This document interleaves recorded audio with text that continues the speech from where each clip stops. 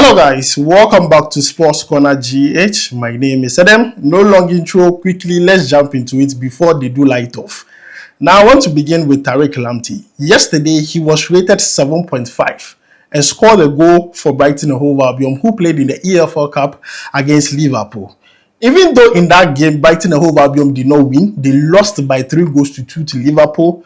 The performance from Tariq Lamptey wowed Ghanaians and also Brighton and Hove Albion fans. They liked what Tariq Lamptey did on the pitch. In fact, this comes off from the game he played in the English Premier League against Wolves. He came off the bench and gave an assist. Now, the Brighton and Hove Albion fans are saying that, see, this season, we have not been seeing Tariq Lamptey start games for Brighton and Hove Albion. Now, there is a campaign on social media asking the coach to start Tariq Lamptey in their next game in the English Premier League. See, there is a healthy competition at Brighton and Hove Albion. And currently, Tariq Lamptey is considered as the second choice. So normally, he comes off the bench. And when there is a healthy competition, when you are given even 2 minutes, you need to show why you are better than whoever started that game.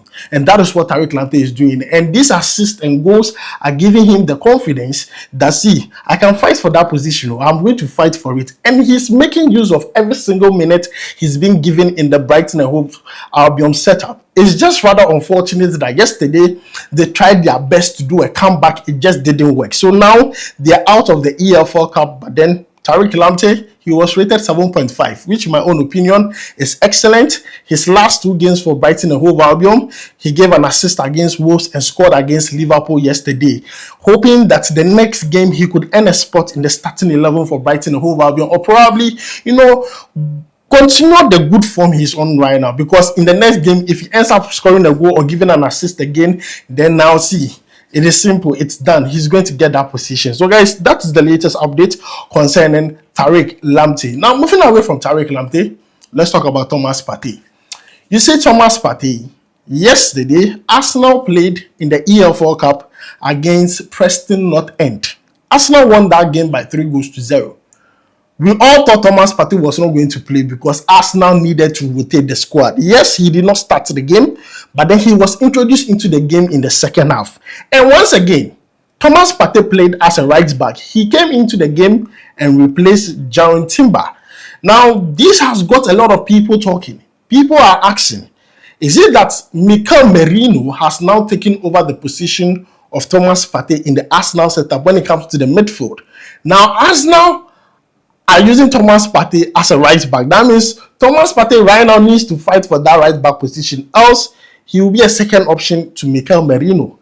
But guess what? The right back position, he's playing it so well. He's playing it so well to the extent that former Aston Villa player Darren has some few words to say about Thomas Partey's newfound position. Yesterday, I told you that of Troy Deeney. This time around, Darren, former Aston Villa player, he liked the way Thomas Partey handles that position. And I want to read to you exactly what he said. Thomas Partey played like old-fashioned fullbacks, where the first challenge, they go on the wide. He did that on Luis Diaz, and it almost like he went down, referring to Luis Diaz. Then they started putting the ball over the top because Thomas Partey is not the quickest. Then he added that, but I think it worked.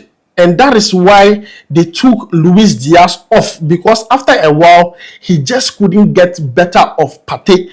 And that was one of the areas I thought he was outstanding and exceptional. This is coming from Darren, talking about Thomas Partey playing that right back position.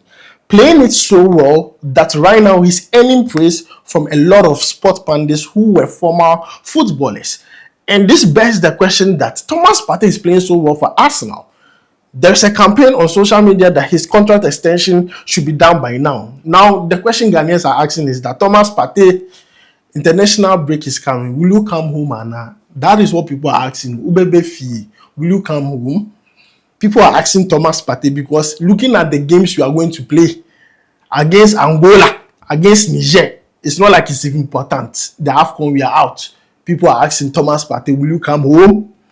If you were Thomas Partey, would you play the remainder of the AFCON qualifier games? Just a question. If you were Thomas Partey, would you play the remainder of the games in the AFCON qualifiers? Let me know it down below in the comments, because he wasn't around for the previous one. Now, let's talk about Abdul Fatawu. I know many of you were wondering why he did not play for Leicester City as they went on to face Manchester United, where they lost by 5-2. Many people were asking, where's Abdul Fatawu? Because definitely a high-profile game like this, you should have a player that is on form playing. Many people were asking. Now, the coach of Leicester City, Steve Cooper, has given an update on the fitness of Abdul Fatawu, and it's not a good one. Now, Abdul Fatawu is having a groin injury, and because of that, he missed the game against Manchester United and also likely to miss the game against Ipswich Town this particular weekend. And it's not good, because you see, the Black Stars are going to play their last 2 games in the AFCON qualifiers, which, I mean, people feel like we are out of the AFCON, the qualifiers. People feel like we are out. So, this is really, really bad for the player, because I believe that the rest of the 2 games that are left for the Black Stars to play, we could use that to, get ready for the World Cup qualifiers next year. But guys, this is the update. Abdul Fatawu is injured and is not going to play Leicester City's next game against Ipswich Town. And this is update coming from the coach of Leicester City, Steve Cooper. Let's move away from that, and I want to talk about Jerry Afriyie. Now, Jerry Afriyie was part of the under-20 team that placed second in the WAFO Zone B Under-20 Boys Cup or Championship. Now, the Under-20 team have qualified for the Under-20 AFCON. That aside, this player at the end of the tournament walked away with the goal king, scoring 5 goals in the tournament. Not only that, he was adjudged the player of the tournament, normally what we call the MVP, the most valuable player of the tournament. He also took that award. This player, let's not forget, earlier this year in the All-African Games where Ghana won gold, he was the one who scored the winning goal for us, and during that All-African Games, he scored 3 goals. We claim we have a goal scoring problem in the Black Stars. This is one player I believe is going to rise through the ranks. And if the leaders are watching, GFA, all the stakeholders, the leaders, this player should be protected at all costs. In fact, not only this player, the whole under-20 squad with 8 coaches should be protected at all costs. In the next 3 to 4 years, we want to see these players promoted to the senior team. These players are good, especially Jerry Afriyie. We are taking him out because of how outstanding he has been and how consistent he has been. This is a player who plays in Ghana lower tier division, TOTS FC. It's not like he's playing in a very top league. You understand what I'm trying to say. But he delivers anytime he's in the national team jersey for the junior national team. This is not the time we neglect these players. We don't want to come in here after 2 years. This player, you people have done in Basa, then he will be playing in Saudi Arabia or Libya. No. If you look at the way Nigeria protected Victor Osimhen to be who he is now, we should be doing the same thing for this boy. He should be protected at all costs. And I'm just singling him out. I'm not saying he should be the only one. You take a look at the under-20 team and make sure you take all the players that are consistently performing, both club and national team level, and you use them, promote them to the Black Stars, be part of their development, because this player, see, this is a hidden gem. We don't have to do any kalabule, kululu, and go and bring a player who has not gone through the system. We don't need any striker. He's here.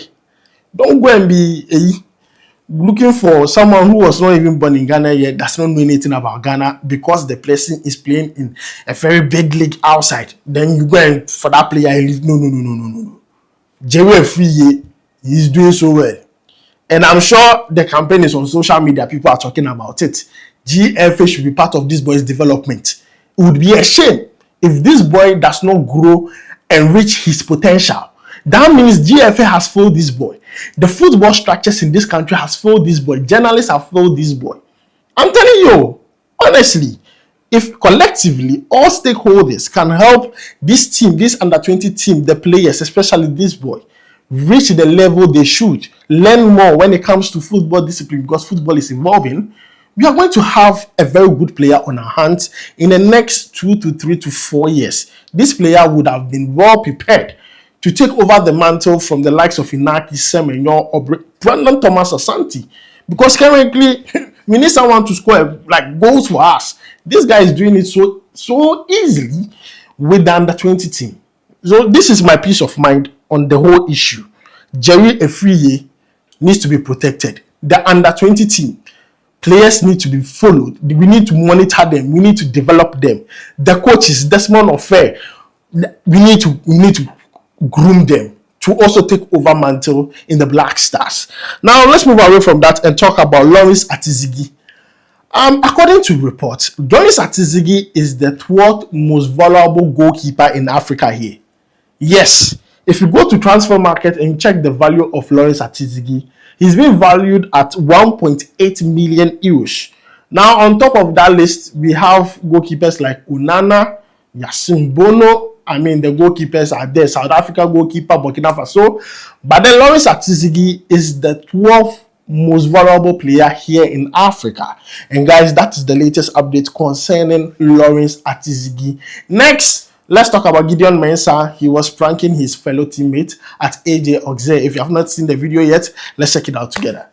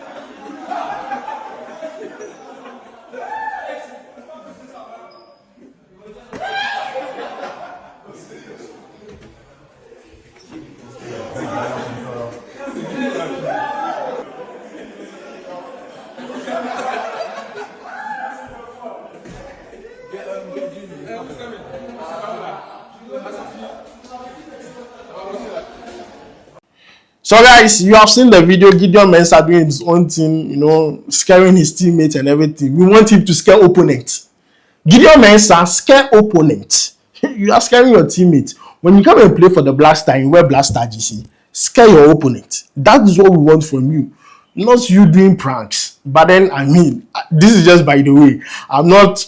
You understand. I'm just trying to, you know, link it metaphorically. But then what I'm trying to say is that Gideon Mensah is having fun.